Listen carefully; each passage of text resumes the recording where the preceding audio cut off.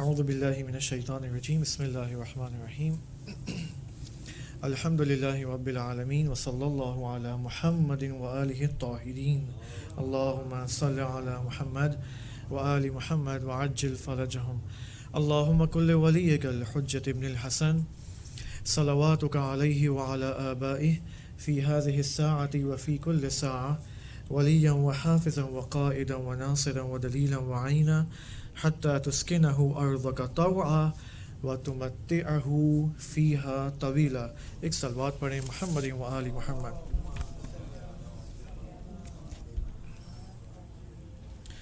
اللہم صل علی محمد و آل محمد وصل علی ملک الموت و اعوانہ. ہم اپنا سلام اور درود بھیجتے ہیں امام زمانہ علیہ السلام کی خدمت میں، حضرت معصومہ کم امام رضا علیہ السلام، اور ان تمام ہستیوں اور خصوصاً حضرت اسرائیل کی خدمت میں اپنا سلام بھیجتے ہیں، اور ان تمام ہستیوں سے اجازت لیتے ہیں کہ اس سیشن میں کہ جس کا نام موت، برزخ اور قیامت ہے، اس میں وارد اور انٹر ہو سکے انشاءاللہ.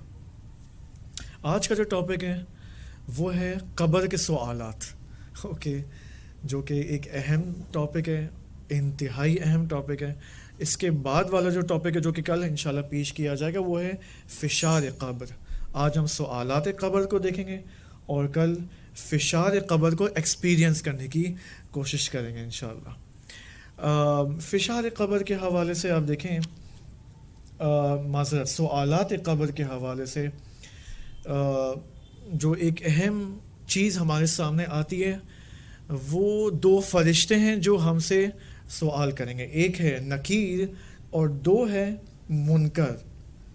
ٹھیک ہے، آپ اگر زیارت آل یاسین کو پڑھیں تو زیارت آل یاسین کے اندر، السلام علیکم، ہم جب وہ زیارت پڑھتے ہیں تو اس میں مختلف گواہیاں دیتے ہیں کہ مثال کے طور پر ہم جانتے ہیں کہ آپ حق پر ہو اور ایک نہ ایک دن آپ کی رجعت ہوگی، اور مختلف گواہیاں دیتے ہیں زیارت آل یاسین میں. ان میں سے ایک یہ ہے کہ ان ناکرن و نکیرن حق. اے امام، میں گواہی دیتا ہوں کہ ناکر اور نکیر حق پر ہیں. حق، یہ حتماً موجود ہیں اس عالم کے اندر، ہمیں ان کا سامنا فیس کرنا ہے. یا امام صادق علیہ السلام کی یہ روایت دیکھیں آپ کہ فرماتے ہیں من انکر ثلاثۃ اشیاء فلیس من شیعتنا. جو شخص ان تین چیزوں کا انکار کرے تو وہ ہمارے شیعوں میں سے نہیں ہے. معراج والمساءلۃ فی القبر، سوالات قبر، والشفاعہ، اور شفاعت کو. ان تین چیزوں میں سے کسی ایک کا بھی اگر انکار کیا یا ان تینوں کا انکار کیا تو وہ ہمارے شیعوں میں سے نہیں ہے. یہ ہمارے بنیادی عقائد میں سے ہے، سوالات قبر اور یہ ساری چیزیں. اب یہاں پر ایک کوشچن ہے کہ نکیر اور منکر کون ہیں؟ ہو آر دیز ٹو ملائکہ؟ کیوں ان کو نکیر اور منکر کہا جاتا ہے؟ آپ دیکھیں، نکیر، منکر ایک ہی روٹ ورڈ میں سے ہے. عربک گرامر کے اعتبار سے دیکھیں تو ان کا جو مادہ ہے، لفظ ہے، وہ ایک ہی ان کا روٹ ورڈ ہے. ٹھیک ہے، شاید اس وجہ سے ان کو نکیر اور منکر کہا جاتا ہے کیونکہ یہ دونوں نکیرہ ہیں. نکیرہ عربک میں ناشناختہ کو کہتے ہیں، جس کو ہم نہیں جانتے. مثال کے طور پر اس وقت کتنے افراد اس گلی میں گھوم رہے ہیں، چہل قدمی میں مشغول ہیں، یہ ناشناختہ ہیں ہمارے لیے. ان کو نکیرہ کہتے ہیں عربک میں. نکیر اور منکر کو بھی نکیرہ کہا جاتا ہے کیونکہ یہ ناشناختہ ہیں ہمارے. یعنی جب ہم قبر میں جائیں گے، اور قبر سے کیا مراد ہے؟ کوئی بتا سکتا ہے؟ کل کا ٹاپک قبر یعنی کیا؟ اور قبر یعنی قبر خود برزخ ہے. قبر اس جگہ کا نام ہی جہاں ہمیں لٹایا جائے گا. قبر یعنی عالم برزخ. قبر ایک یونیورس کا نام ہے، آپ اس کو کہہ لیں، ایک کنٹری کا نام ہے، جو بھی لے لیں. ایک جگہ نہیں ہے، وہ چھوٹی جگہ، اس کو قبر نہیں کہتے، اس کو کچھ اور کہہ سکتے ہیں، لیکن قبر یعنی برزخ. ٹھیک ہے، عالم برزخ. جب ہم عالم برزخ میں جائیں گے یا ایک میت جاتی ہے اس میں، تو جو دو فرشتے اس کے سامنے آتے ہیں یہ میت نہیں پہچانتے ان کو کہ یہ دو کون ہیں، ان کی کیا خصوصیات ہیں اور کیا کوالٹیز ہیں، ٹھیک ہے، اور اس وجہ سے ان کو منکر اور نکیر کہا جاتا ہے۔ البتہ منکر اور نکیر غیر مومن کے لیے، جو کہ مومن نہیں ہے، ایک شکل و صورت میں اس کے سامنے آتے ہیں، اور جو مومن حضرات ہیں ایک اور شکل و صورت میں ان کے سامنے آتے ہیں۔ جو غیر مومن افراد ہیں ان کے سامنے ایک ابوس اور ڈراؤنی صورت میں آتے ہیں، لیکن جو مومن ہیں، میں اور آپ، ہمارے سامنے وہ ایک بہت ہی خوبصورت، بلکہ روایت کی تعبیر ہے بشیر اور مبشر کے عنوان سے آئیں گے۔ جو بشارت دینے والے ہوتے ہیں اس عنوان سے وہ مومن یا مومنہ کے سامنے آتے ہیں۔ ایک روایت میں آپ دیکھیں، یہ روایت ابو بصیر امام صادق علیہ السلام سے یہ روایت نقل فرماتے ہیں، اوکے، کہ اس روایت کا میں آپ کے سامنے یہ عربک پہلے پیش کر لوں اور اس کا پھر ترجمہ آپ کے سامنے پیش کرتا ہوں کہ امام سے ابو بصیر نے پوچھا کہ یدخلان علی المؤمن والکافر فی صورت واحدہ، کہ منکر اور نکیر آیا مومن اور کافر کے سامنے ایک شکل میں سامنے آئیں گے؟ تو امام نے فرمایا نہیں۔ پھر امام صادق علیہ السلام فرماتے ہیں کہ آپ نے دعائے رجب میں یہ بات نہیں پڑھی ہے، کہ دیکھیں اب اس دعائے رجب کا کیا بہترین ترجمہ ہے کہ وَأَمِّتْنِي خدایا وَأَمِّتْنِي مَسْرُورًا أَوْ وَمَغْفُورًا، خدایا مجھے خوشحالی میں اور مغفرت کی حالت میں مجھے اس دنیا سے لے جا، وَتَوَلَّ أَنْتَ نَجَاتِي مِن مُسَاءَلَةِ الْبَرْزَخ، اور خدایا برزخ کے سوالات سے مجھے نجات عطا فرما، وَادْرَعْ عَنِّي مُنْكَرًا وَنَكِيرًا وَأَدْعِنِي مُبَشِّرًا وَبَشِيرًا، اور خدایا تو اپنے عہدے پر برزخ کے جو سوالات ہیں وہ تو اپنے عہدے پر لے لے، اور نکیر اور منکر کو مجھ سے دفع اور دور فرما، اور ان کو میرے لیے بشیر اور مبشر کے طور پر قرار دے۔ یہ نکیر اور منکر کس کے لیے ہے؟ مومن یا مومنہ کے لیے ہے۔ اب سوالات قبر جو ہیں، کوشچننگ آف دا گریو جو ہے، یہ کب سے شروع ہوگا؟ جب انسان کو قبر میں لٹایا جائے گا تو قبر میں لٹانے کے کتنے لمحوں بعد، کتنے سیکنڈز یا آورز بعد یہ سوالات شروع ہوں گے؟ کوئی بتا سکتا ہے؟ جی، فوراً شروع ہوں گے۔ جیسے انسان کو لٹایا جائے گا فوراً نکیر اور منکر سامنے آ جائیں گے۔ یہاں پر نبی اکرم صلی اللہ علیہ وآلہ وسلم کی روایت دیکھیں، صلوات پڑھیں محمد وآل محمد کی روایت دیکھیں، ان العبد اذا وضع فی قبرہ، جب ایک بندے کو اس کو قبر میں رکھا جائے گا، وَتَوَلَّ عَنْهُ أَصْحَابُهُ، اور میت کے ساتھ جو اصحاب ہیں، جو اس کے اطراف ہیں، جو اس کو لٹانے آئے تھے، وہ وہاں سے پلٹ کر واپس جا رہے ہوں گے، وَإِنَّهُ لَيَسْمَعُ قَرْعَ نِعَالِهِمْ، اور اس میت کو ان کے واپس لوٹنے کے جو سٹیپس ہیں، ان کی قدم کی آوازیں آ رہی ہوں، اس کو احساس ہوگا کہ جا رہے ہیں مجھے چھوڑ کر۔ فَيَأْتِيهِ مَلَكَانِ، اس وقت دو ملک سامنے آئیں گے اس کے، تو فوراً شروع ہو جائے گا یہ سوالات کا سلسلہ۔ امیر المؤمنین نہج البلاغہ میں علیہ السلام خطبہ 83 میں دیکھیں کیا فرماتے ہیں، فرماتے ہیں کہ اذا انصرف المشیع، جب تشییع کنندگان، جو تشییع جنازہ کرنے والے لوگ ہیں، وہ جب اس سے منصرف ہو جائیں گے، واپس لوٹنے کا عمل ان کا شروع ہو جائے گا، وَرَجَعَ الْمُتَفَجِّعُ اُقْعِدَ فِي حُفْرَتِهِ نَجِيًّا لِبَهْتَةِ السُّؤَالِ وَعَثْرَةِ الْإِمْتِحَانِ، جیسے ہی تشیع کنندگان جنازہ واپس لوٹیں گے اور گریہ کرنے والے واپس لوٹیں گے تو اس حال میں ناگہان اچانک دفعی طور پر اچانک question number 1 question number 2 question number 3 کا آغاز ہو جائے گا, سوالات کا آغاز ہو جائے گا, اور خوف اور لغزش اور لرزنا جو ہے وہ اس انسان پر لغزش اور لرزنے کی حالت طاری ہو جائے گی, اور یہاں پر امتحان کا آغاز ہو جائے گا, ایگزام پیپر کا یہاں پر آغاز ہو جائے گا.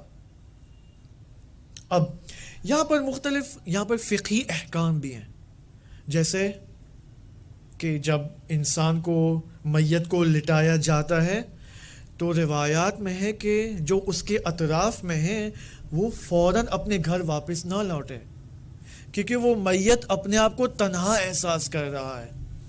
چونکہ تنہا احساس کر رہا ہے تو ممکن ہے اسے قبر کے سوالات کے جوابات جو اس نے یہاں پر راؤنڈ ٹیبل کی کلاسز میں 20 آؤٹ آف 20 100 آؤٹ آف 100 اس نے پاس کیے تھے, وہاں پر یہ بھول جائے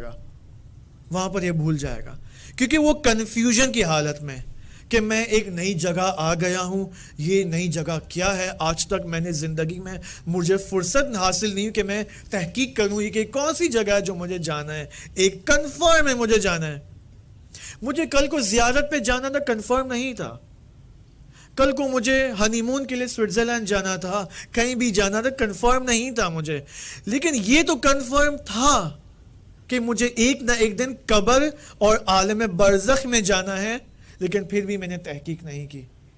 موبائل میں لگا رہا, 6 گھنٹے میں نے T20 کے سامنے گزار دیے, فٹ بال کے سامنے گزار دیے, لیکن فرصت نہیں ہوئی کہ میں ایک آدھے گھنٹے کا لیکچر یا کتاب تو پڑھ لوں موت کے بارے میں, قیامت اور برزخ کے بارے میں, جو کہ زیارت آل یاسین میں ہم نے کتنی دفعہ گواہی دی ہے کہ خدایا ان ناکرن و نکیرن حقن. تو اس کا مطلب یہ جو میں گواہی دیتا ہوں سلم لمن سالمکم حرب, یہ بقول ایرانیوں کے علکی ہے, نان سینس ہے, خدا کو خوش کرنے کے لیے ہے. اس کا پریکٹیکل فارم کدھر ہے, عملی کدھر ہے یہ میری لائف میں. لہٰذا امام صادق علیہ السلام فرماتے ہیں کہ جیسے ہی میت کو دفن کریں آپ, اس کو اکیلا چھوڑ کر مت جائیں, اس کو تلقین کرو, آپ اس کو تلقین کریں. ٹھیک ہے, جب تلقین ہوتی ہے میت کے لیے تو یہاں پر منکر اور نکیر ایک دوسرے سے کہتے ہیں فقد لقنا حجتہ, حجت اور دلیل اس کے لیے تلقین کی گئی ہے, چلو واپس چلتے ہیں, نو نیڈ ٹو کوشچن ہم. دیکھیں یہ خدا کی رحمت دیکھیں.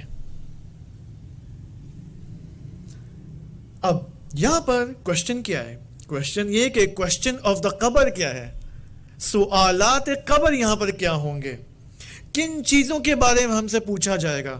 کیا سوالات فقط عالم برزخ کی حد تک ہے, یا اس سے آگے جو عوالم اور خصوصاً قیامت اس میں بھی سوالات ہوں گے؟ جواب یہ کہ قیامت میں تو سوالات ہوں گے, برزخ میں بھی سوالات ہوں گے, لیکن دونوں عالم کے اندر, عالم برزخ میں اور عالم قیامت میں کوشچننگ کا سٹائل ڈیفرنٹ ہے, انداز الگ الگ ہے, اور نمبر آف کوشچنز بھی الگ الگ ہیں. کن چیزوں کے بارے میں برزخ میں سوالات کیا جائے گا, کن چیزوں کے بارے میں, کن موضوعات کے بارے میں عالم قیامت میں سوالات ہوں گے, یہ الگ الگ چیپٹر ہیں. یہاں پر اس کو ہم یہاں پر دیکھنے کی کوشش کرتے ہیں. قبر کے اندر اور عالم برزخ میں جو سوالات ہوں گے وہ کلیات کے بارے میں ہوں گے, جنرل سوالات ہوں گے, عقائد کے اصولوں کے بارے میں ہوں گے, اور کچھ اہم اعمال کے بارے میں ہوں گے. لیکن قیامت میں کیا ہوگا, اب میں آپ کو مثالیں انشاءاللہ یہاں پر دوں گا, کیونکہ آپ دیکھیں انٹیروگیشن اس دنیا سے, جس طرح کسی مجرم کو جب پکڑا جاتا ہے تو پولیس یا انٹیلیجنس کے جو ادارے ہوتے ہیں وہ اس کو کیا کرتے ہیں, انٹیروگیشن کرتے ہیں, کوشچننگ کرتے ہیں. پھر آپ دیکھیں, اگر آپ نے موویز اور ڈراموں میں دیکھا ہو, البتہ پاکستان میں شاید ایسے ڈرامے تو نہیں بنتے پولیس اور اس طرح کے, یہاں پر صرف عشق و عاشقی, طلاق اور ایکسٹرا میریٹل افیئرز اور یہ وہ مجھے اس سے یہ میرا ہے وہ میری ہے، بس تقریباً 20 سال سے یہی چلا آ رہا ہے، ٹھیک ہے. لیکن جو موضوعات لوگوں کو ایجوکیٹ کر سکتے ہیں وہ یہاں پر ان موضوعات پر ڈرامے یہاں پر نہیں بنتے. انگلش دنیا میں بنتے ہیں، دیگر کنٹریز میں یہ ڈرامے بنتے ہیں، لیکن یہاں نہیں بنتے. نہیں دونوں یہاں پر پتہ نہیں کیا ایشو ہے پاکستانی سوسائٹی میں، کیوں ایسے اچھے ایجوکیٹڈ موضوعات کے اوپر ڈرامے نہیں بنتے.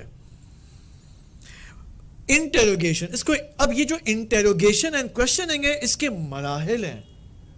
پہلے مرحلے میں 5 سوالات، اس نے جواب نہیں دیا، پھر دوبارہ سوالات کرنے کے لیے پولیس آئے گی، پھر 5 سوالات کے اس نے جواب دیے، پھر اگلے سوالات کے لیے ایک اور انٹروگیشن کی میٹنگ رکھی جائے گی. دنیا سے جانے کے بعد عالم برزخ کا جو انٹروگیشن ہے، جو کہ منکر اور نکیر کی توسط سے انجام پائے گا، یہ پہلا مرحلہ ہے انٹروگیشن کا، یہ کوشچننگ کا پہلا مرحلہ ہے. اگلے اور بھی مراحل ہوں گے، لیکن جو سب سے اہم مرحلہ ہے وہ برزخ کے اندر ہے، اور اس کے بعد قیامت میں.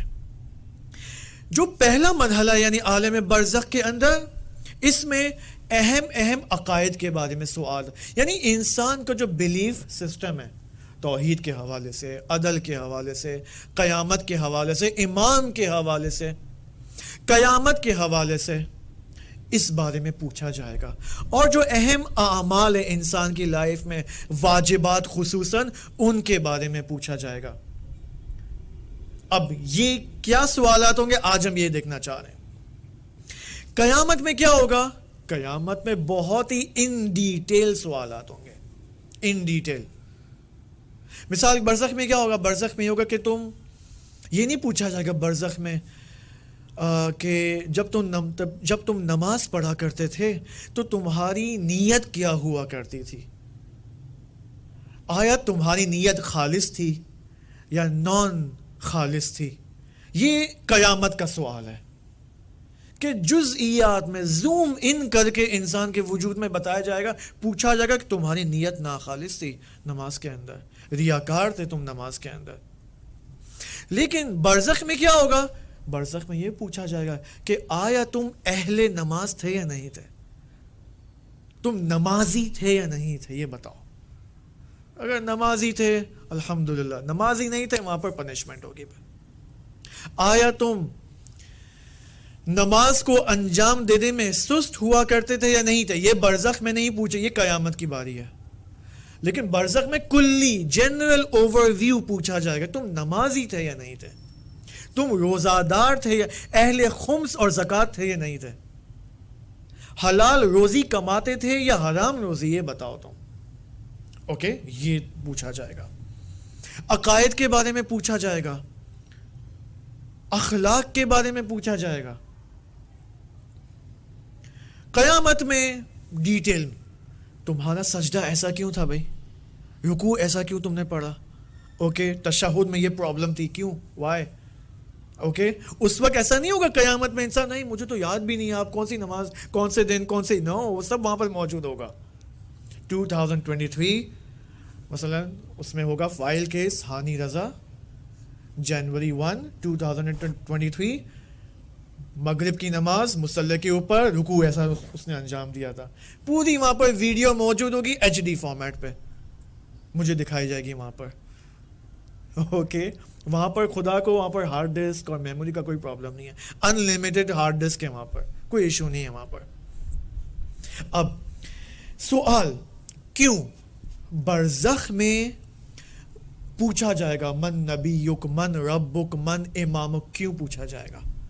یہ کلی سوالات کیوں پوچھے جائیں گے؟ کیوں ڈیٹیل میں سوالات نہیں پوچھے جائیں گے؟ کیوں اوور ویو پوچھا جائے گا؟ کیوں جنرل کویسچنز پوچھے جائیں گے؟ اس کی وجہ بہت اہم وجہ ہے، وہ یہ کہ برزخ وہ جگہ ہے جہاں سے انسان کا فیوچر طے ہونا ہے کہ یہ انسان سعادت کا راستہ اپنائے گا برزخ سے لے کر قیامت اور جنت و جہنم تک، یا شقاوت کا راستہ اپنائے گا. یہ چیز کب تعین ہوگی، کب ڈیسائیڈ ہوگا، اس کے بارے میں برزخ کے سوالات اس چیز کو ہمارے لیے مشخص کریں گے کہ ہمارا فیوچر کیا ہے، وہ کون سا راستہ ہمیں طے کرنا ہے برزخ اور برزخ کے بعد. لہٰذا آپ دیکھیں، خود دیکھیں، یہ خود برزخ کے سوالات خدا کی رحمت کا نتیجہ ہے، تاکہ پتا چلے اس کو کہاں جانا، اس کا آئندہ کیا ہے، اس کا مستقبل کیا ہے. یہ خود رحمت خداوندی کے تقاضے کا نتیجہ ہے کہ ہم سے سوالات کیے جائیں. اب جی کوئی سوال تو نہیں تھا، اونلی کف. ٹھیک ہے، ایک صلوات پڑھیں، محمد و آل محمد، صلی اللہ علیہ محمد و آل محمد. ٹائم لمیٹیشنز کوئی ہے کہ نماز نہ پڑھنے والے کے لیے کتنی سزا ہوگی وہاں پہ، کتنے سال، کتنے دن، کوئی معین ہے؟ کیونکہ ہر چیز کے لیے برزخ کے بارے میں، قیامت کے بارے میں تو ہے کہ قیامت میں 50 اسٹیشنز ہوں گے. مثلا نماز کا اسٹیشن، اس کا ٹائم لمٹ سیٹ ہوا ہے کہ کم سے کم کتنا ٹائم لگے گا اور زیادہ سے زیادہ کتنا ٹائم لگے گا پل صراط کے اندر جتنے بھی اسٹیشن ہیں. لیکن برزخ کے اندر بھی کوئی لمبا ٹائم ہے، وہاں بھی ایک پوری لائف ہے. جس طرح ہماری یہاں پر 80 سالہ لائف ہے، وہاں پر بھی ایک عمر گزارنی ہے ہمیں وہاں پر. اب وہ کیسے ہوگا؟ مثال کے طور پر اگر یہاں پر ہم 80 سال گزار رہے ہیں تو وہاں پر جو ٹائم اور زمانہ ہے وہ دنیا والا ٹائم نہیں ہوگا. وہاں کا زمانہ بالکل اس کا کرائٹیریا اور ہے. اگر یہاں پر 80 سال ہے تو وہاں پر ممکن ہے 800 سال ہو. یہاں کی 80 سالہ زندگی 800 یا 8000 سال کے برابر بھی ہو سکتی ہے. مثال کے طور پر ایک شخص ہے، اب یہ بھی ایک بہت انٹرسٹنگ چیز ہے، اور خدا کی رحمت کو آپ دیکھیں، آپ بہت ساری آرزویں ہوتی ہیں ہماری لائف میں جو کہ پورا نہیں ہوتی. ٹھیک ہے، بہت ساری وشز ہیں. مثال کے طور پہ خدایا میری ایک آرزو یہ تھی کہ میں مرسیڈیز کی گاڑی میں بیٹھوں. ہے آرزو ہے، بالآخر انسان ہے. ٹھیک ہے، ایسی مجھے کوئی گاڑی ملے، مرسیڈیز کی اعلیٰ ترین ماڈل ہو. اوکے، پیسے تو ہے نہیں، حتیٰ قرضہ بھی لینے جاؤں گا تو اتنا تو نہیں ملے گا کہ میں بہترین گاڑی خرید سکوں مرسیڈیز کی. یہ آرزو ایک مومن کے دل میں آخر تک رہ گئی اور پورا نہیں ہوئی. خداوند سبحان برزخ میں اس کو مرسیڈیز بینز عطا کرے گا اور کہے گا لو 1000 سال تم مرسیڈیز چلاؤ. اوکے، یہ آرزو اس کی مکمل ہوگی وہاں پر. یا مثال کے طور پر مجھے شوق تھا کہ میں مثلا فلاں جگہ وزٹ کروں. مثال کے طور پر مجھے شوق تھا کہ میں 14 معصومین علیہ السلام کی زیارت مکمل کروں. نہیں ہو پایا، پیسے نہیں تھے، بالآخر نہیں ہو پایا. وہاں پر مکمل ہو جائے گی آرزو. مجھے شوق تھا کہ میں اس سے شادی کروں، لیکن وہ مجھے نہیں ملا. برزخ میں مل جائے گا. وہ برزخ میں اس کی مجھے اولاد نہیں ملی. کتنے ایسے ماں باپ ہیں ہسبینڈ وائف ہیں جن کو اولاد نہیں ہو رہی. قطعاً عالم برزخ میں اور بعد کے حوالے میں خدا اس کی تلافی کرے گا، کیونکہ جو نعمتیں اللہ نے ہمیں نہیں دی ہیں وہ حتماً بعد میں عطا کرے گا. یا خدا نہ خاصہ ایک ہسبینڈ اینڈ وائف ہے، ان کو اولاد ہوئی ہے. ٹھیک ہے، مجھے ایک یاد ہے کسی نے دبئی کا کیس تھا، یہ مجھے نہیں پتا کس نے سنایا تھا. ماں باپ کو پہلا بچہ ہوا، ہاسپٹل پہلا بچہ ہوا، پیدا ہونے کے 5 دن بعد یہ دنیا سے چلا گیا.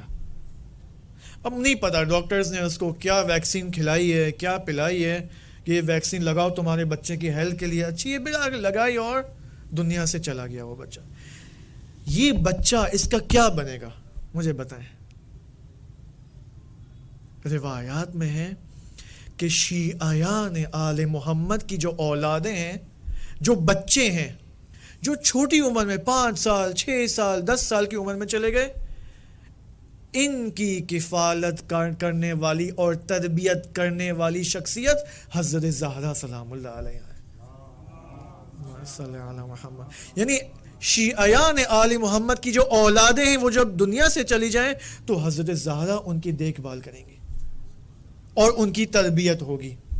اب پوری یہاں پر بحث مفصل فلسفیکل انداز میں پوری یہاں پر بحث ہے کہ یہ بچہ کیا, مثلا فار ایگزامپل اگر کسی کا خدا نہ خاصا 10 سال کی عمر کا بچہ ہے جو دنیا سے چلا جائے, ان 10 سالوں میں بالآخر کوئی نہ کوئی تربیت تو ہوئی ہے. فار ایگزامپل 20% تربیت ہوئی ہے شقاوت کے راستے میں, اور 20% ہوئی ہے سعادت کے راستے میں اس 10 سال کی عمر تک. اب جب یہ بچہ برزخ میں جائے گا تو وہ کون سا راستہ طے کرے گا؟ آیا 20% شقاوت والا راستہ طے کرے وہ 20%؟ کیونکہ وہ 20% اور 20% جاری ہے برزخ میں, وہ پروسیس ختم نہیں ہوگا. لیکن الحمدللہ علماء نے اس احادیث میں انشاءاللہ یہ بعد میں آئے گا کہ حضرت زہرا سلام اللہ علیہ جو بچے بالغ نہیں ہیں دنیا سے چلے گئے, وہ ان کی تربیت کی ذمہ داری لیتی ہیں. بہت بڑی بات, بہت امیدوارانہ بات ہے یہ جو ہماری روایات اور احادیث میں موجود ہے. اب ہم ٹاپک سے نہ ہٹیں, تھوڑا ٹاپک میں واپس آنے کے لیے, اور یہ ٹاپک حتماً مجھے ختم کرنا چاہے 2 گھنٹے لگ جائیں, لیکن I have to end this topic تاکہ کل ہم فشار قبر کی بات کریں. ایک صلوات پڑھیں محمد و آل محمد, اللہم صلی علی محمد و آل محمد وعجل فرجہم. آن لائن حضرات جو اس وقت تقریباً 8 سے 9 افراد ہیں, اگر ان کو کوئی سوال ہے تو آفٹر دا سیشن انشاءاللہ اگر کوئی سوال ہے تو آپ وائس پہ بھی پوچھ سکتے ہیں اور ٹیکسٹ پہ بھی لکھ لیں تو زیادہ بہتر ہو جائے گا. خوب, اب یہاں پر میں آپ کے سامنے ایک اور حدیث پیش کروں گا کہ یہ حدیث بہت ہی امپورٹنٹ ہے. اچھا, کیا اس کا جواب تھا کہ کیوں برزخ میں سوالات پوچھے جائیں گے, کلی سوالات, تاکہ وہ فیوچر مسیر اور راستہ طے ہو جائے کہ ہمیں کہاں جانا ہے قیامت تک, سعادت یا شقاوت, یہ اس کا اصل مقصد ہے. ایک اور روایت کے اندر آپ دیکھیں, یہاں پر ایک بہت خطرناک روایت ہے. آپ دیکھیں, میں نے کہا نا کلیات کے بارے میں, مثلا تم اہل نماز میں سے تھے, روزہ دار تھے, نہیں تھے. یہاں پر ایک روایت کے اندر آیا ہے کہ من ترک الصلاۃ متعمدا, جو جان بوجھ کر اور پرپسلی نماز کو ترک کرے اور چھوڑے, فقط کفر, وہ کافر ہے. کون سا کافر؟ صبر کریں, فی الحال یہاں پر فیصلہ نہ کریں کون سا کافر ہے. اوکے, جو شخص جان بوجھ کر نماز چھوڑے وہ کافر ہے. ٹھیک ہے, اسی طرح آپ دیکھیں, کیونکہ نماز کیا ہے؟ ستون دین ہے. نماز دینی بنیاد ہے ہماری جو ہر چیز کو طے کرتا ہے. اب یہاں پر ایک اور روایت میں بھی البتہ آیا ہے کہ جو شخص حج کو ترک کرے, حج کو چھوڑے, اس فرض کے ساتھ کہ وہ استطاعت بھی رکھتا تھا, تو موت کے وقت اس کو کہا جائے گا کہ فَلْيَمُتْ يَهُودِيًّا أَوْ نَصْرَانِيًّا, اب تم مرو یہودی یا نصرانی کے طور پر. یہ اس کے لیے جو استطاعت رکھتا تھا اور نہیں گیا. یہاں پر جو کفر سے مراد ہے کہ من ترک الصلاۃ متعمدا فقط کفر, یہاں پر کفر اعتقادی مراد نہیں ہے, مشرک والا کفر نہیں ہے. یہاں پر کفر عملی مراد ہے, کفر پریکٹیکل کفر, یعنی میں ابھی بھی مسلمان ہوں, میں ہوں مسلمان, لیکن عملی طور پر میں کافر ہو گیا ہوں, کیونکہ میں نے دین کی ضروریات کو, دین کی بنیادوں کو میں نے چھیڑا ہے, ان کا میں نے انکار کیا ہے. اوکے, مسلمان ہوں میں, کوئی پرابلم نہیں, لیکن عملی طور پر کافر ہوں. اس کو کہتے ہیں کفر عملی, کے اس کے بارے میں مفصل علماء نے احادیث کے ذیل میں یہاں پر کافی مطالب کو بیان کیا ہے. لہٰذا آپ دیکھیں برزخ میں توجیحات اینڈ ایکسکیوزز کو قبول نہیں کیا جائے گا. وہاں پر کوئی بہانہ نہیں ہے وہاں پر کہ نہیں منکر نکیر, ٹھیک ہے میں نمازی تو نہیں تھا لیکن میرا دل تو پاک تھا نا, میرا دل تو سفید تھا. اوکے, یہ نہیں ہو سکتا وہاں پر, کیونکہ وہ ذہنیت جس کے ہم قائل ہیں اور جو حقیقت پہ مبنی نہیں ہے, منکر اور نکیر کے سامنے حقیقت ہے کہ بھائی خدا نے کہا نماز پڑھنی ہے تو پڑھنی ہے. یہ نہیں کہہ سکتے میرا دل صاف تھا, اوکے میں مومن تھا, چور تھا لیکن مومن تھا, حلال اور حرام کو مخلوط کیا کرتا تھا اپنی روزی میں اور فائنانسز کے اندر, لیکن مومن تو تھا. نہیں, یہ پاسبل نہیں ہے. مومن تھے آپ, میں مومن تھا, لیکن جب میں حلال روزی کو حرام سے مخلوط کر رہا ہوں تو میرے ایمان کا درجہ بہت کم ہو جاتا ہے یہاں پر. پھر بھی میں مومن ہوں, لیکن جواب دینا ہے مجھے منکر اور نکیر کو یہاں پر. وہاں پر لہٰذا کوئی بہانہ نہیں ہے. اب کیونکہ آپ دیکھیں, اگر آپ اور میں ادعا کر رہے ہیں کہ میں مومن ہوں, سوال مومن ہونے کی نشانی کیا ہے؟ مومن ہونے کی نشانی ہے کہ نماز, روزہ, خمس و زکوٰۃ, حج, عزاداری, حدیث قصہ, نماز شب. خصوصاً ماہ رمضان ہے تو نماز شب پڑھنی چاہیے ماہ رمضان میں. ہم بات کریں گے ابھی نماز شب کے بارے میں. بالآخر یہ مومن کی نشانی ہے. کیونکہ مومن, میں کہتا ہوں میں مومن ہوں. مومن کون سا سیگا ہے, ورڈ ہے عربک گرامر میں, اس میں فاعل. میں مومن ہوں یعنی ایمان لانے والا ہوں, ایمان لایا ہوں, اللہ کے دین پر ایمان لایا ہوں. اس ایمان کے تقاضے ہیں. اوکے, میں نے قبول کیا کہ میں پاکستانی ہوں, پاکستان میں ہوں, پاکستان میں رہتا ہوں ایز اے پاکستانی. اوکے, خوب. اگر آپ پاکستانی ہوں تو اپنی کنٹری کے قوانین کو بھی آپ کو عمل کرنا ہوگا, رائٹ. اگر میں دبئی جا رہا ہوں تو میں نے ویزا لیا ہے, رائٹ. جب میں نے ویزا لیا ہے, ویزا لینے کا کیا مطلب ہے مجھے بتائیں؟ ویزا لینے کا مطلب یہ کہ بھائی آپ دبئی آ سکتے ہو, لیکن ایک شرط ہے, آپ کو دبئی کے تمام قوانین پر عمل کرنا ہوگا. اگر ریڈ سگنل ہے تو یہ پاکستان نہیں کہ آپ ریڈ سگنل کو کراس کر دو, کوئی آپ کو کچھ نہیں بولے گا. یہاں پر قانون ہے, ریڈ سگنل پر رکنا ہے تو رکنا ہے. آپ کو نہیں رکو گے 500 درہم, 1000 درہم, مجھے نہیں پتا ابھی کتنے درہم کا وہاں پر جرمانہ ہے, وہ آپ کو دینا پڑے گا. سیم چیز شریعت ہے. میں ایمان لایا ہوں دین اسلام پر, نبی ختمی مرتبت صلی اللہ علیہ وآلہ وسلم کے دین پر ایمان لایا ہوں. خوب, دین پر ایمان لایا ہو, اس دین کے کچھ قوانین ہیں. نماز پڑھنی ہے 5 وقت کی, روزہ رکھنا ہے ماہ رمضان میں, اپنے مال میں سے خمس دینا ہے. یہ سب واجبات. مستحبات بات کی بات ہے, بات کا مرحلہ ہے. مستحبات پہ عمل نہیں کرو کوئی پرابلم نہیں, لیکن واجبات پر عمل کرنا ضروری, یہ قانون ہے ہمارے دین کا. بس ایسا نہیں ہے کہ میں مومن ہونے کا ادعا کر رہا ہوں اور اندر سے خالی کچھ بھی نہیں ہے. آج کل کے فروٹس کی طرح کہ اوپر سے بہت خوبصورت فروٹس ہیں, ایپلز ہیں, ٹماٹر ہے, آلو ہے, لیکن چونکہ انجیکٹڈ ہے تو اندر سے کوئی انگریڈینٹ اور نیوٹریشن نہیں ہے اس کے اندر. ایسا نہیں چلے گا وہاں پر. بس یہ سوالات عقائد کے بارے میں ہوں گے اور ان کا جواب بھی ہمیں معلوم ہونا چاہیے. اوکے, جواب بھی ان کا معلوم ہونا چاہیے. اب اس اعتبار سے یہاں پر ایک کوشچن یہاں پر پیش آتا ہے. اوکے, یہ روایت اگر میں دیکھ لوں بحال ہے, کیا سب سے قبر کے سوالات ہوں گے؟ کیا تمام مسلمانوں سے اور مؤمنین سے قبر کے سوالات ہوں گے یا نہیں؟ یہاں پر اس کا جواب دینے کے لیے امام صادق علیہ السلام ہماری رہنمائی فرماتے ہیں. امام صادق فرماتے ہیں کہ لا یسأل فی القبر الا, قبر میں سوالات نہیں کیے جائیں گے مگر دو قسم کے انسانوں سے. من محض الایمان محضن, وہ شخص جس کا ایمان محض ایمان ہے. سمجھاتا ہوں میں. او محض الکفر محضن, وہ شخص جس کا کفر محض کفر ہے. وہ جو خالص مومن ہے, وہ جو خالص کافر ہے, ان دونوں سے سوال نہیں کیا جائے گا.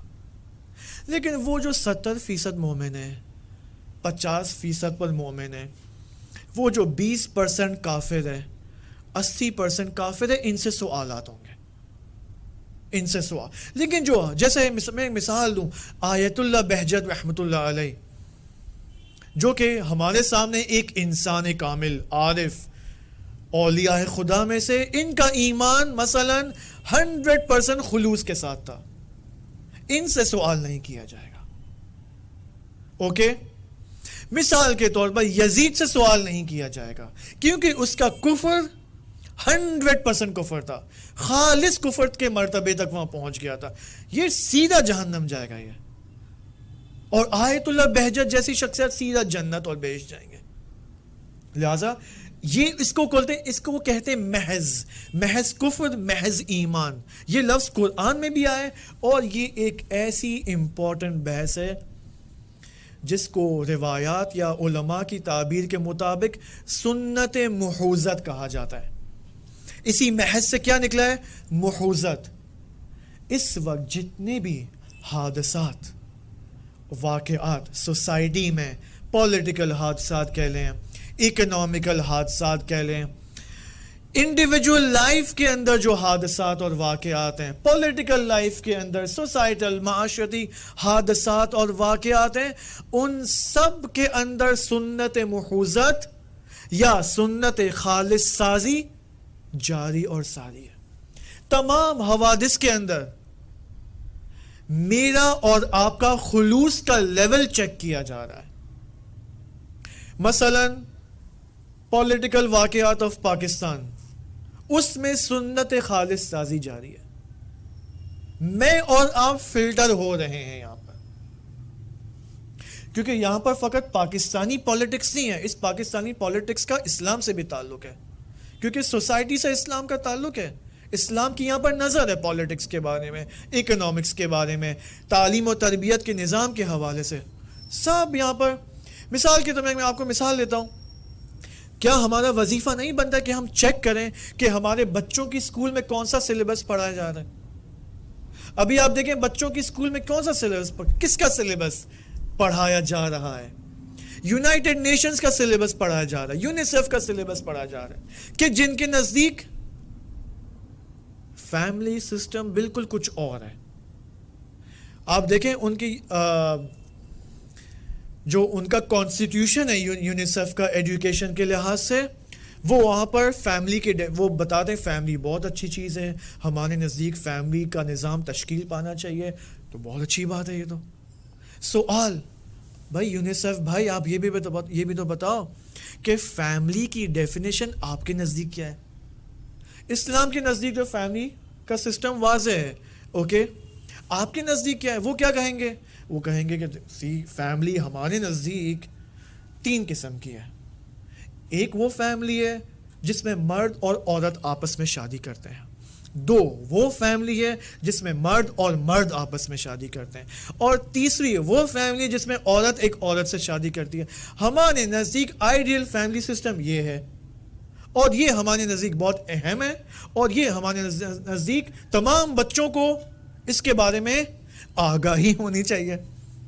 خوب ہی اگر سلیبس ہمارے سکولز اینڈ کالجز میں پڑھایا جا رہا ہے تو اس کا اسلام سے کوئی واسطہ نہیں ہے کیا؟ اسلام کا کوئی ویو پوائنٹ نہیں ہے اس کے بارے میں؟ حتماً ہے. اگر اسلام کا ویو پوائنٹ ہے تو یہاں پر امر بالمعروف اور نہی از منکر کا چیپٹر اوپن نہیں ہوتا ہے کہ ہم جائیں ماں باپ کو آگاہ کریں, بھائی دیکھو سلیبس میں تو یہ, سلیبس پہ ریویو تو کر لو پہلے کہ کیا پڑھایا جا رہا ہے. لہٰذا آپ دیکھیں یہ ساری چیزیں, اس کا تعلق اسلام سے ہے, موت سے ہے, قیامت سے. امر بالمعروف اور نہی از منکر ایک امپورٹنٹ چیپٹر ہے فروع دین کا, رائٹ. اس کے بارے میں سوال کیا جائے گا کہ یہاں تم نے کیوں نہیں بولا, تمہیں پتا تھا پھر تم نے کیوں نہیں بولا, اگر معاشرے میں اتنا فساد پھیل رہا ہے. لہٰذا یہاں پر معاملہ خراب ہو سکتا ہے. اب سوال یہاں پر یہ, کن لوگوں سے سوالات قبر نہیں ہوں گے, یہ آپ کی خدمت میں پیش کیا, ٹھیک ہے. اب ایک اور تقسیم کے مطابق علماء یوں فرماتے ہیں کہ وہ افراد کہ جن کا مقام خداوند سبحان کے ہاں بہت ہی عالی ہے, ان سے قبر کے سوالات نہیں ہوں گے. مثال کے طور پر کیا پیغمبر سے سوالات کیے جائیں گے؟ پیغمبر کو پوچھا جائے گا ٹیل می آپ کا پیغمبر کون ہے؟ ان سے تو نہیں پوچھا جائے گا. امام علی سے نہیں پوچھا جائے گا آپ کا امام کون ہے. انبیاء سے, ائمہ ہدی علیہ السلام سے تو سوال نہیں کیا جائے گا. اور ان اولیاء خدا سے جو کہ معصوم نہیں ہیں لیکن اس محض ایمان کے لیول تک پہنچ گئے, ان سے بھی کوئی سوال نہیں کیا جائے گا. یہاں پر آپ دیکھیں ایک روایت کے مطابق یہ بات آئی ہے کہ ایک اور طبقہ ہے جن سے سوال نہیں کیا جائے گا. وہ عربک میں دیکھ لیتے کہ وہ طبقہ کون ہے. کہ ہاں یہ پوچھا گیا, ایک راوی نے پوچھا کہ ما بال المؤمنین یفتنون فی قبورہم الا الشہید, کیوں سب سے سوالات کیے جائیں گے سوائے شہداء سے, شہداء سے سوال نہیں کیا جائے گا.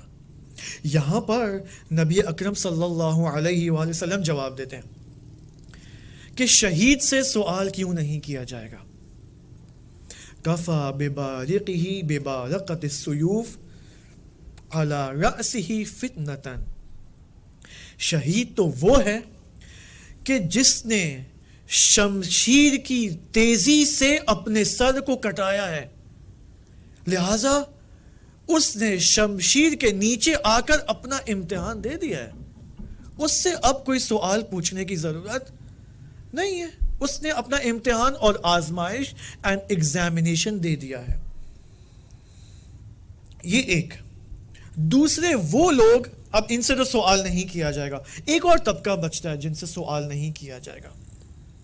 یہ وہ لوگ ہیں کہ جن کی شان اور جن کا مقام بہت ہی نیچے ہے کہ ان سے سوال کیا جائے, جیسے چھوٹے بچے, جیسے دیوانے اور پاگل اور مجنون افراد. ان سے بھی کوئی سوال نہیں کیا جائے گا کہ اے بچے 5 سال کے, آپ بتاؤ کہ آپ کا امام کون ہے, آپ کا لیڈر کون ہے, خدا کون ہے. نہیں, ان سے کوئی معنی نہیں رکھتا کہ ان بیچاروں کے ساتھ کوئی سوال کیا جائے, کیونکہ وہ اس لیول آف شعور تک نہیں اور آگاہی تک نہیں پہنچے کہ حتیٰ آپ دیکھیں مجنون بھی اسی طرح ہے, پاگل افراد بھی اسی طرح, ان سے سوال نہیں کیا جائے گا. اور ایک اور طبقہ یہاں پر موجود ہے کہ ان سے بھی سوالات نہیں کی جائیں گے. وہ لوگ جن تک خدا کا پیغام نہیں پہنچا ہے, جو جاہل قاصر ہیں, مقصر نہیں ہیں. کیا فرق ہے جاہل قاصر جاہل مقصر کے درمیان؟ جاہل مقصر وہ ہیں کہ جن کے پاس سارے ریسورسز ہیں علم دین کو حاصل کرنے کے لیے, جیسے میں اور آپ, ٹھیک ہے, موبائل ہے, کتاب ہے, لیکچرز ہیں, انٹرنیٹ پیکیجز ہیں, ٹھیک ہے, اردو زبان آتی ہے, انگلش آتی ہے, ٹھیک ہے, یہ سب ابتدائی زبانیں ہیں, ریسورسز ہیں جو دین سیکھنے کے لیے کافی ہے. لیکن میں نے نہیں سیکھا, میں جاہل مقصر ہوں. مجھ سے پوچھا جائے گا.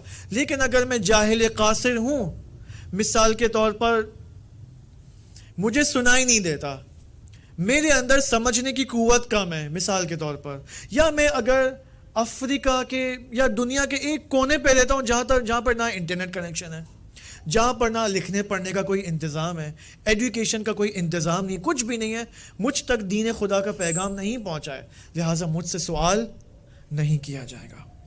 ان کو ٹرمینالوجی میں کیا کہا جاتا ہے؟ مستضعفین فکری, فکری مستضعف, ٹھیک ہے, مستضعف جو کہ ضعیف لوگ ہیں, ان کو کہا جاتا ہے فکری طور پر مستضعف ہیں, یعنی نہیں سمجھ پا رہے یا ان تک ریسورسز نہیں پہنچے ہیں. اب یہاں پر ایک آپ کی خدمت میں ایک بہت ہی خوبصورت یہاں پر واقعہ بھی موجود ہے, اگر مجھے یہاں پر مل جائے. بہت ہی عالی واقعہ ہے, دیکھیں گے اگر انسان کو یعنی واقعی یہ واقعات جو علماء کے ہیں نا, یہ بہت ہی سیکھنے کے لیے بہت کافی ہے, یہی ہماری تربیت کے لیے بہت ہے. علامہ طباطبائی رحمۃ اللہ علیہ, دیکھیں یہ واقعہ کس چیز کے بارے میں؟ وہی مستضعف فکری کے بارے میں کہ جن تک خدا کا پیغام نہیں پہنچا ہے. علامہ طباطبائی رحمۃ اللہ علیہ ایک واقعہ نقل فرماتے ہیں کہ کربلا میں, شہر کربلا میں ایک واعظ تھا, موعظہ کرنے والا تھا, منبر کے اوپر جاتا تھا, لوگوں کو واعظ و نصیحت کیا کرتا تھا. اس کا نام تھا سید جواد کربلائی, اوکے, جو لیکچرز دیتا تھا, ٹھیک ہے. یہ ایام محرم میں تبلیغ کے لیے جایا کرتا تھا, اوکے, اطراف کربلا میں, کربلا میں نہیں بلکہ کربلا کے آس پاس جو گاؤں ہیں, شہر, وہاں جایا کرتا تھا. ان ایام میں وہ ایک ایسے گاؤں اور ولیج میں گیا جہاں پر اکثر اہل سنت رہا کرتے تھے. سب سنی مذہب ہوا کرتے تھے. وہاں پر ایک بوڑھا شخص تھا کہ جو بہت ہی نورانی اور سفید ریش, ٹھیک ہے, وہاں پر ہوا کرتا تھا, رہا کرتا تھا, اور وہ بھی کبھی کبھی لیکچرز اٹینڈ کیا کرتا تھا اور یہ سب کچھ. یعنی اس کے دل میں, وہاں پر جو اہل سنت تھے نا, ان کے دل میں اہل البیت علیہ السلام کی نسبت کوئی دشمنی نہیں تھی, ٹھیک ہے, کوئی کینہ کچھ بھی نہیں تھا, ٹھیک ہے, معلومات کم تھی ان کی. آہستہ آہستہ جواد کربلائی فرماتے ہیں رحمۃ اللہ علیہ کہ میری اس بوڑھے شخص سے جو کہ اہل سنت کا تھا دوستی ہو گئی, اور میں ان کے گھر جایا کرتا تھا, وہ میرے پاس وزٹ کیا کرتے. تو یہاں پر ہمارے درمیان ایک مکالمہ اینڈ کنورزیشن ہوئی. اس بوڑھے شخص نے مجھے پوچھا کہ تم بتاؤ تمہارا شیخ کون ہے. شیخ یعنی ایک تمہارا بڑا کون ہے, اوکے, یعنی قبیلے کا جو بزرگ ہے, لیڈر ہے, اس کو شیخ کہا جاتا تھا. تو البتہ پہلے اس نے پوچھا, اس شیعہ نے پوچھا جواد کربلائی نے کہ تمہارا شیخ کون ہے. تو اس نے کہا میرا شیخ فلاں ہے جو بہت ہی طاقتور ہے, اور یہ. پھر اس نے پوچھا کہ تم بتاؤ تمہارا شیخ کون ہے. تو اس سید جواد کربلائی نے سوچا کہ میں کیسے بتاؤں کہ میرا شیخ امام علی ہے, ٹھیک ہے. اس شخص نے کہا کہ میں احتیاط کرتا ہوں. تو میں نے کہا کہ میرا شیخ, اس کا نام ہے شیخ علی, اوکے, میرا شیخ کا نام شیخ علی ہے. تو اس نے بتاؤ مزید بتاؤ اپنے شیخ کے بارے میں. اس نے بولا کہ میرا شیخ, سید جواد کہہ رہے ہیں, سید جواد کربلائی, کہ میرا شیخ وہ ہے کہ میں جب بھی اس کو پکاروں نا وہ مجھے جواب دیتا ہے. جب بھی میرے دل میں کوئی حاجت ہوتی ہے, کوئی ڈیزائر ہوتی ہے, وہ شیخ میری, میں دنیا کے جس کونے میں بھی ہوں, میرے دل میں ایک حاجت ہوتی ہے, وہ حاجت میں زبان پر نہ بھی لاؤں نا, دل میں بھی رکھوں, وہ شیخ میری حاجت کو پورا کر لیتا ہے. تو اس پیر مرد نے کہا, بوڑھے شخص نے کہا عجب شیخ ہے تمہارا بھائی, مجھے بھی تو ملا, اس سے کون ہے یہ. تو یہاں پر سید جواد کربلائی نے مزید احتیاطی جو ہے وہ عمل انجام دیا اور کہا کہ میں جب واپس آؤں گا نا تب میں تمہیں اس سے ملاؤں گا. اب میں جا رہا ہوں, اگلے سال محرم میں آؤں گا. تو اگلے سال جب سید جواد کربلائی محرم کی تبلیغ کے لیے واپس یہاں پر آتے ہیں اور اس شیخ سے, سنی شیخ سے ملنے کی کوشش کرتے ہیں, تو پتہ چلتا ہے کہ یہ شیخ دنیا سے جا چکے ہیں. یہ شیخ دنیا سے جا چکے ہیں, ان کی رخصت ہو گئی ہے دنیا سے. یہاں پر سید جواد کربلائی خواب دیکھتے ہیں, ڈریم دیکھتے ہیں. وہ خواب میں یہاں پر دقیق دیکھ کے بتاؤں تاکہ ایسا نہ ہو کچھ چھوٹ جائے مجھ سے. خواب میں دیکھتے ہیں کہ ایک لمبا سا جو ہے دالان ہے, طویل دالان. دالان کو کیا کوئی انگلش دالان, جی سلوپ ہے, ٹھیک ہے. ایک طویل سلوپ ہے, طولانی سلوپ ہے, کہ ایک سلوپ کے اس طرف سے کچھ صوفے لگے ہوئے ہیں, کرسیاں لگی ہوئی ہیں, اور وہاں پر 2 افراد بیٹھے ہوئے ہیں, اور ان 2 افراد کے مقابلے میں یہی شیخ جو کہ اہل سنت کا تھا وہ بھی بیٹھا ہوا ہے. اوکے, آمنے سامنے 2 شیخ, سامنے 2 افراد ہیں, اور یہاں پر یہ اہل سنت کا شیخ, ٹھیک ہے. اور اس سلوپ کا جو دوسرا اینڈ ہے اس طرف ایک شیشہ ہے کہ جس کے پیچھے جنت کا ایک باغ مجھے نظر آ رہا ہے. سید جواد کربلائی فرما رہے ہیں. تو میں گیا شیخ اہل سنت کے پاس اور پوچھا, سلام کیا, احوال پرسی کی, اور کہا کہ یہ کدھر ہے, کون سی جگہ ہے یہاں پر.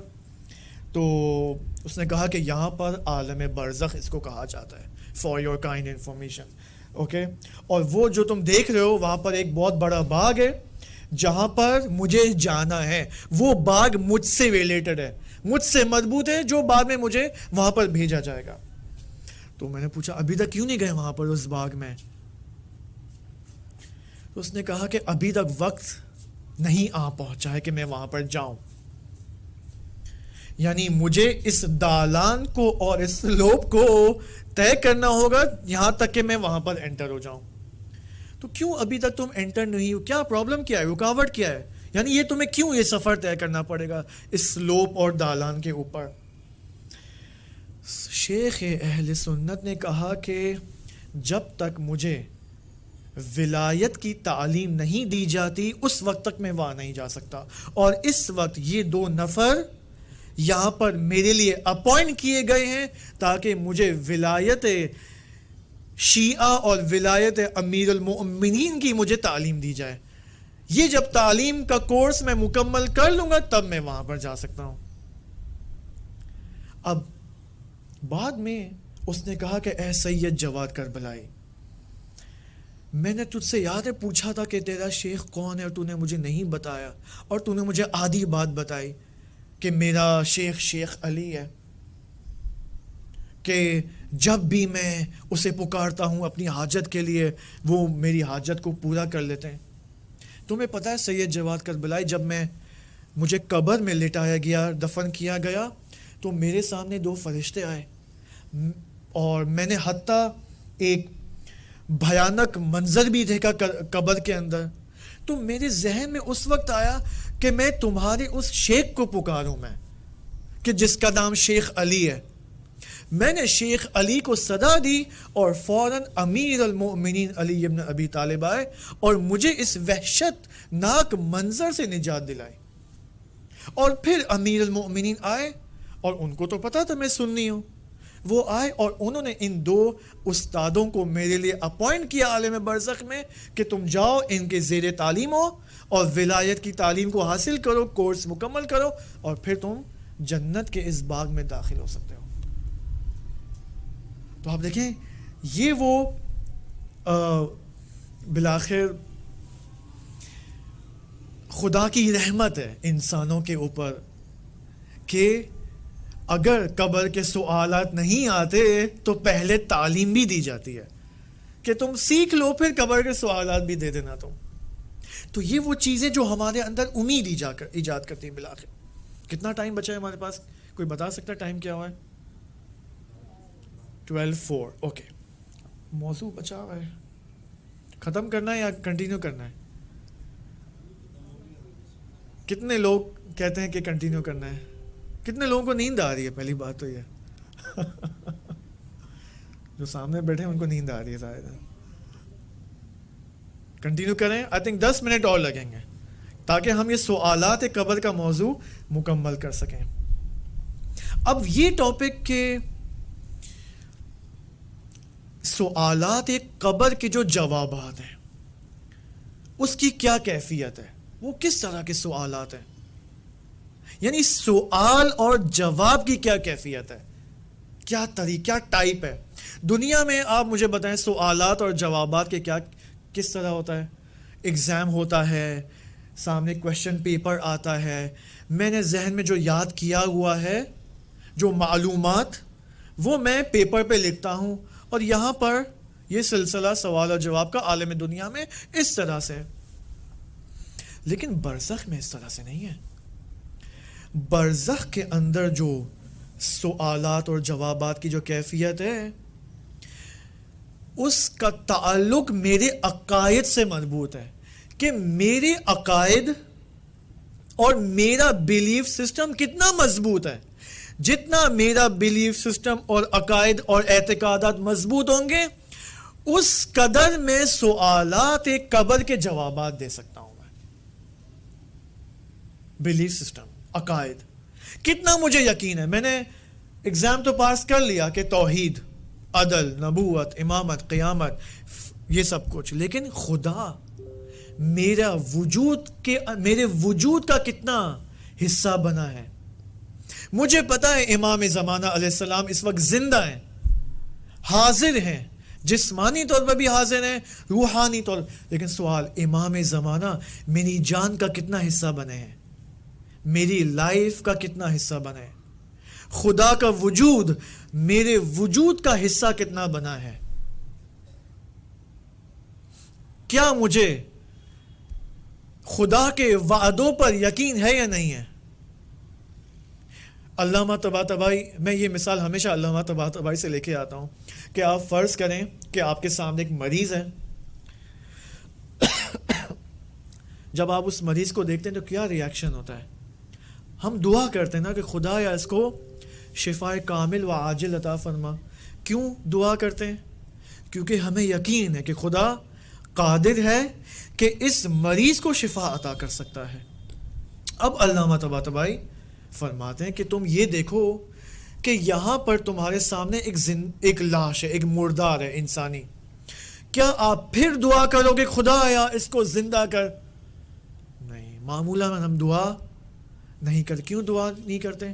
کیونکہ پریکٹیکلی اور عملی طور پر ہمیں یقین نہیں ہے کہ خدا قادر ہے کہ وہ اس مردے کو زندہ کرے اور میری دعا کو قبول کرے. یہ فرق ہے تھیوری اور پریکٹیکل میں. کہ اگر ہم اب روزانہ کتنا سنتے اتنے مومنین فوت ہوتے ہیں دنیا سے، اگر کوئی جائے دعا کرے کیا پتا وہ زندہ ہو جائے. لیکن ہم چونکہ مائنڈ سیٹ ہمارا وہ بنا ہوا ہے نا کہ جیسے بھائی غسل، نیاز، سوم، سویم اور 40واں فوراً دفن کرنا. یہ بھائی آپ امام صادق علیہ السلام کی اس حدیث پہ بھی تو عمل کرو کہ امام فرماتے ہیں کہ اگر تم ایک مردہ انسان کے سامنے اس کے پاس بیٹھ کر 70 مرتبہ الحمد کی تلاوت کرو اور وہ زندہ ہو جائے تو تعجب مت کرنا. کیا کبھی ہم نے کوشش کی ہے؟ کوشش نہیں کی ہے. ورنہ آج کتنے ہمارے آبا و اجداد زندہ ہوتے ہیں، دادا دانی زندہ ہوتی. عجیب نہیں ہے؟ وہ اللہ کے اوپر ہے، وہ تو اللہ کے اوپر ہے نا کہ کتنے سال بعد میں. پہلے ہم اپنا کام تو کریں نا پہلے، پھر وہ خدا کا کام ہے. اوکے انشاءاللہ. جی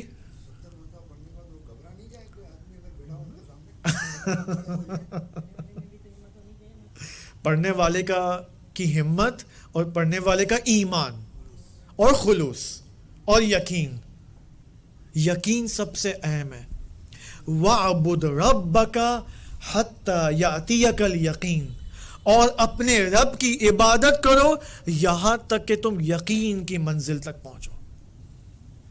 آیا یہ عبادتیں ہمیں یقین تک پہنچاتی ہیں؟ نہیں پہنچاتی. سوال قبر میں اس بدن ظاہری سے نہیں ہوگا، یہ ہمیں معلوم ہونا چاہیے. سوال اس روح یا یوں کہوں برزخی بدن سے ہوگا. یہاں پر یہ والی زبان نہیں ہوگی، یہاں پر یہ والا برین نہیں ہوگا کہ میں نے یہاں پر سب کچھ رٹ لیا ہے تو مجھے جواب. نو، یہاں پر ایمان کا برین ہوگا، یہاں پر یقین کا برین ہوگا. کتنے مجھے اپنے اعتقادات پر یقین ہے اس کے اوپر یہ سب کچھ ڈیوائیڈ ہوگا. یعنی سوالات قبر کا ایک مقصد پتہ کیا ہے؟ ایک مقصد یہ کہ یہ چیک کیا جائے کہ اس مومن کے قلب اور دل میں ایمان کتنا بھرا ہوا ہے. یہ چیک کرنا مقصد ہے تاکہ فیوچر طے ہو کہ آگے جو عوالم آئیں گے وہ کیسے ہوں گے، کتنا خلوص ہے، کتنا 100% خالص ہے یہاں پر. اب یہاں پر ایک کوشچن بھی ہم سب کے ذہنوں میں آنا چاہیے. وہ کوشچن یہ ہے کہ میرے خیال میں اس سیشن کو اب کل کنٹینیو کرتے ہیں کیونکہ لمبا ہو جائے گا معاملہ. یعنی 15-20 منٹس ہمیں مزید چاہیے. صحیح ہے، ہمیں جلدی نہیں ہونی چاہیے کہ اس ٹاپک کو مکمل کریں. آرام سے جاتے ہیں، کوئی پرابلم نہیں ہے. میری بھی انرجی کم ہو گئی ہے، ٹھیک ہے. تو انشاءاللہ اس کو ہم کل مزید کنٹینیو کرتے ہیں کہ یہ جو ٹاپک اس وقت ہم نے شروع کیا کہ اب ہم کیا کریں کہ وہ آمادگی ایجاد کریں. سوالات قبر کو جواب دینے کی آمادگی کیسے ایجاد ہو، اس کے بارے میں ہم کل بات کریں گے. اور فشار قبر کے بارے میں بھی انشاءاللہ کل بات کریں گے. اور پھر آہستہ آہستہ ہم عالم برزخ میں انٹر ہوں گے. اور عالم برزخ میں ہم یہ دیکھیں گے کہ دنیا میں جو رہنے والے انسان ہیں، آخرت میں رہنے والے انسان ہیں، برزخ میں ان کا آپس میں کیا رابطہ ہے.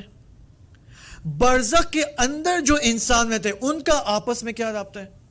آیا ہم برزخ میں یہاں سے تحفے اور ہدایہ بھیج سکتے ہیں یا نہیں بھیج سکتے؟ ابھی ایک ٹرینڈنگ ٹاپک چل رہا ہے، ٹھیک ہے، سوشل میڈیا پہ 3-4 مہینے سے، کہ برزخی انسانوں تک آپ کا کچھ بھی نہیں پہنچ سکتا، فقط آپ کی دعا پہنچ سکتی ہے.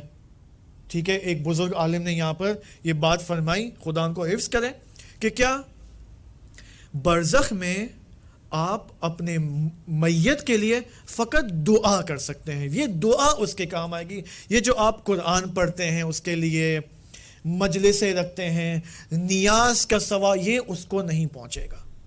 جبکہ روایات کے یہ بالکل برخلاف بات ہے. ہم بعد میں, اب ساری بحثیں روایات سے ہو رہی ہیں نا, ٹھیک ہے, اور اصول کافی سے, بہار الانوار سے, وہاں پر روایات میں موجود ہے کہ آپ کیا بھیجو گے میت کے لیے اور اس کو کیا اثر وہاں پہنچے گا. ائمہ معصومین علیہ السلام نے یہاں پر بیان فرمایا. لہٰذا اگر ہمیں کوئی بحث کرنی ہے دین کے بارے میں تو پہلے آیات اور روایت کا مکمل مطالعہ ہو اس موضوع کے بارے میں, اور اس میں اپنا سلیقہ انوالو نہ ہو, اور پھر اس موضوع کو پیش کریں خالص آیات اور روایت سے. کوئی ٹینشن کی یہاں پر پیچیدگی یہاں پر نہیں ہے. اوکے مولانا صاحب, میں مولانا نہیں ہوں بھائی, میں نے سنا ہے کہ عالم برزخ میں اولاد ماں باپ کو, ماں باپ اولاد کو, بھائی بھائی کو, دوست دوست کو نہیں پہچان پائیں گے. کیا یہ صحیح ہے؟ نہیں, صحیح نہیں ہے, صحیح نہیں ہے, کیونکہ موجود ہے برزخی زندگی کے حوالے سے. ہم انشاءاللہ بات کریں گے اپنے آنے والے ٹاپکس میں کہ جب انسان جائے گا دنیا سے, تو مثال کے طور پر اگر میں دنیا سے جاتا ہوں تو برزخ میں میرا جو 50واں جد ہے وہ بھی مجھے پہچانے گا اور میں بھی اس کو پہچانوں گا. یعنی یہ فاصلہ وہاں ختم ہو جائے گا. اوکے, میری جو مثال کے طور پر 40th 50ویں جو آباء و اجداد ہیں وہ بھی مجھے پہچانیں گے اور میں بھی انہیں پہچانوں گا اور ہماری آپس میں بات چیت ہوگی. اوکے, تو یہ سب پاسبل ہے, یہ سب کوئی اجنبیت وہاں پر درکار نہیں ہے. البتہ ایک ٹاپک یہاں پر موجود ہے کہ جب انسان قیامت میں وارد ہوگا تو بھائی بہن کو نہیں پہچانے گا, باپ بیٹے کی پرواہ نہیں کرے گا, ہسبینڈ وائف کی پرواہ نہیں کرے گا, وائف بچوں کی پرواہ نہیں کرے گی, سب ایک دوسرے سے بھاگیں گے. یہ کیا چکر ہے؟ اوکے, اس کے بارے میں انشاءاللہ بعد میں ہم بات کریں گے. کوئی سوال یہاں سے تو نہیں ہے؟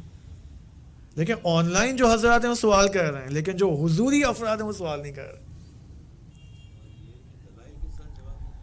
کیا مطلب؟ ہاں, یہ ایک امپورٹنٹ کوشچن ہے کہ جس طرح ہم یہاں پر عقائد کی کلاسز میں پڑھتے ہیں نا کہ توحید, خدا کو ثابت کرنے کے لیے 10 دلیلیں, آپ ثابت کرو کہ 10 دلیلوں میں سے کہ خدا ہے. وہاں پر دلیلوں سے کوئی, یہ دلیلیں اس دنیا کے لیے ہے نا, یہ دنیاوی سوالات ہیں. وہاں پر میں نے یہی تو کہا, وہاں پر یہ دیکھا جائے گا کہ خدا کا وجود آپ کی اور میری جان میں کتنا اترا ہے, خدا کے اوپر مجھے کتنا یقین ہے. یعنی یہی حوادث اور واقعات بتائیں گے کہ مجھے خدا کے اوپر کتنا یقین ہے. اگر مجھے کوئی بیماری ہے, مثال کے طور پر کینسر کی خدا نخواستہ بیماری ہے, اور ڈاکٹرز نے بھی مجھے کہہ دیا ہے کہ اب کوئی جواب, اب کوئی امید نہیں ہے, there is no place for hope. یہاں پر کون یاد آئے گا مجھے؟ خدا کے علاوہ اور کون یاد آئے گا؟ لیکن جب ڈاکٹرز نے مجھے یہ نہیں کہا تھا اور ڈاکٹرز نے مجھے امید دلائی تھی, تو وہاں پر مجھے خدا پر کتنا یقین تھا. آیا میرے یقین میں خدا اور ڈاکٹرز دونوں تھے؟ یہ سینسیٹیو پلیس ہے یہاں پر کہ جب مجھے میرا علاج کیا جا رہا تھا اس وقت بھی میں, خدا ہی میرے مد نظر تھا اور کوئی نہیں تھا. یہ ڈاکٹرز تو خدا کے بھیجے ہوئے نمائندے ہیں, یہ دوائیاں اور یہ مشینیں خدا کی بھیجی ہوئی ریسورسز ہیں میرے لیے. اس سے زیادہ ان کی کوئی حیثیت نہیں ہے. آیا یہ نگاہ ہے یا نہیں ہے؟ جب میں بیمار ہو جاؤں, خدا نخواستہ, جب, یا یوں کہوں بیماری کے بعد جب میرا علاج ہو جائے, اب میرا خدا کے ساتھ کیسا تعلق ہے؟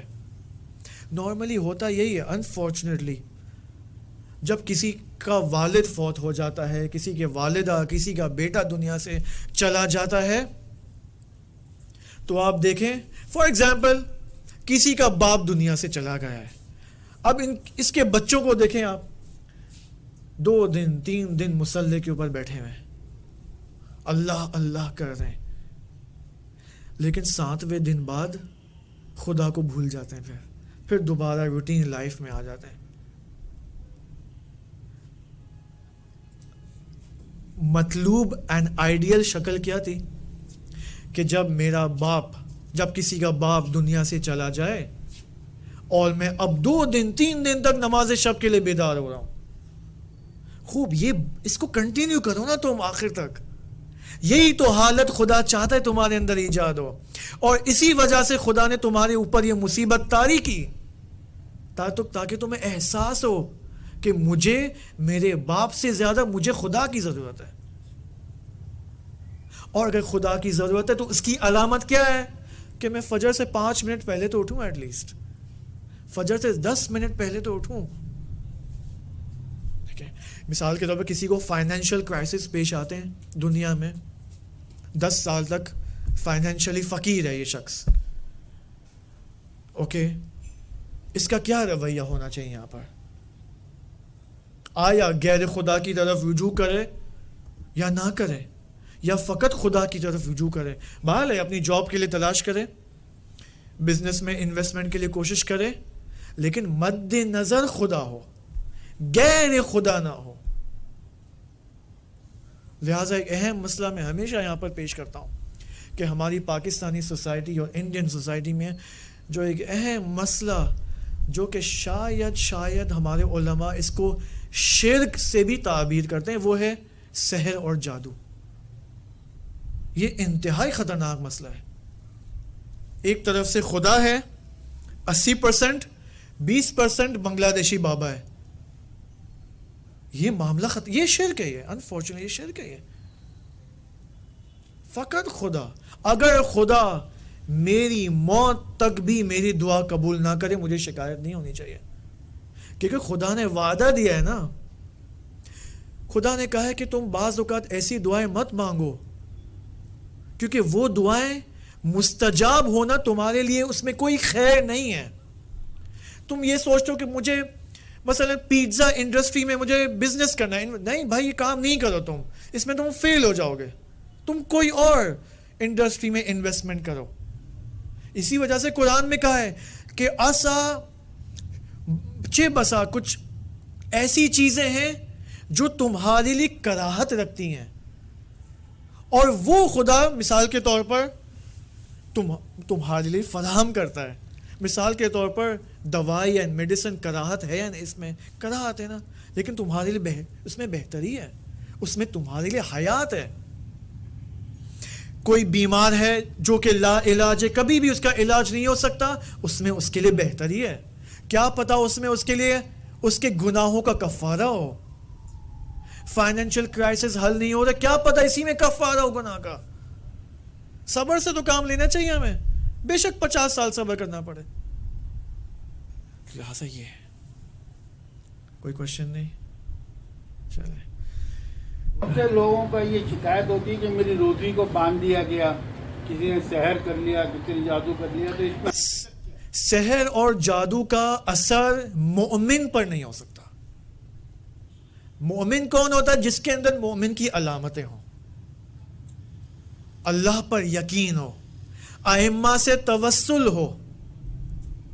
علماء فرماتے ہیں کہ اگر تم اپنی حاجت پورا کرنا چاہتے ہو تو حدیث قصہ کے بعد حضرت زہرا سلام اللہ علیہا سے توسل کرو، کیونکہ وہ تمہاری ماں ہے، مومنین کی ماں ہے۔ مومنین اپنی ماں سے چاہتا ہے نا، بالآخر بچے نہیں کرتے، ممی مجھے 10 روپے دو، میں ابھی آج تو 10 روپے تو ویلیوبل نہیں ہے نا، 100 روپے دو مجھے تاکہ میں کوئی چیز لے کے آؤں۔ تم حضرت زہرا سے 100 روپے نہیں مانگ سکتے، کیا ایشو ہے اس میں؟ ماں ہے نا میری، ماں کا کام مادی مسائل کو بھی حل کرنا ہے، معنوی مسائل کو بھی حل کرنا ہے۔ امام زمانہ علیہ السلام، انا و علی ابوا ہذہ الامہ، میں اور علی اس امت کے باپ ہیں، تو میں اپنے باپ سے، اپنے والد سے نہیں مانگ سکتا، امام زمانہ سے نہیں مانگ سکتا۔ میرا موبائل خراب ہو گیا، پیسے نہیں ہیں اور رکاوٹیں آ گئی ہیں، میری جاب کنٹینیو، بزنس نہیں ہو پا رہا ہے، میں نہیں مانگ سکتا ہوں، کیا مشکل ہے اس میں؟ تو سحر اور جادو کا جو مسئلہ ہے وہ اس کے لیے نہیں ہے جو مومن ہے. اگر اثر ہو رہا ہے وہ مومن یقین جان لے کہ میرا ایمان کمزور ہے اللہ کے اوپر. اور علماء نے اس کے اوپر اگر سحر اور جادو ایسا ایشو ہوتا جو کہ ریکمینڈڈ ہوتا کہ یہ کام کرنا چاہیے، اس میں حتماً ہمارے علماء اور عرفاء کی سیرت میں موجود ہوتا ہے. حتماً آیت اللہ بہجت سے ایک نہ ایک کلام آیا ہوتا کہ سحر اور جادو کرو، اس میں تمہارے لیے بہتری ہے.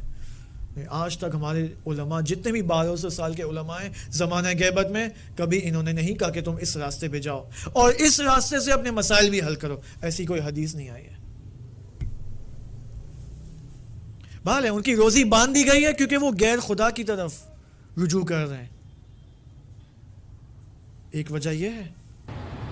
نظر بد کا پھر اس سلسلے میں کیا حکم ہے؟ کیا نظر بد کا میرے خیال میں اس کا جواب وہی ہے جو میں نے ابھی جواب دیا. وہ ہے، حقیقت ہے. سحر و جادو بھی حقیقت ہے. سحر اور جادو حقیقت ہے. نظر بد بھی ظاہراً جہاں تک میری اطلاع ہے حقیقت ہے، لیکن ان چیزوں سے بچا جا سکتا ہے. مثال کے طور پر حدیث میں کہ آپ فلاں عمل انجام دیں آپ بیمار نہیں ہوں گے. یا مثال ابھی حدیث میں تھا کہ جو شخص شب اول ماہ رمضان میں غسل کرے اگلے ماہ رمضان تک یہ سالم رہے گا. خوب، یہ جو سالم، اس کو گارنٹی دی جا رہی ہے ائمہ معصومین کی جانب سے. اس کو کون نظر بد اس کے اوپر لگا سکتا ہے؟ انہی روایتوں پہ ہم عمل کریں، معاملہ حل ہے انشاءاللہ. التماس دعا. خدا حافظ.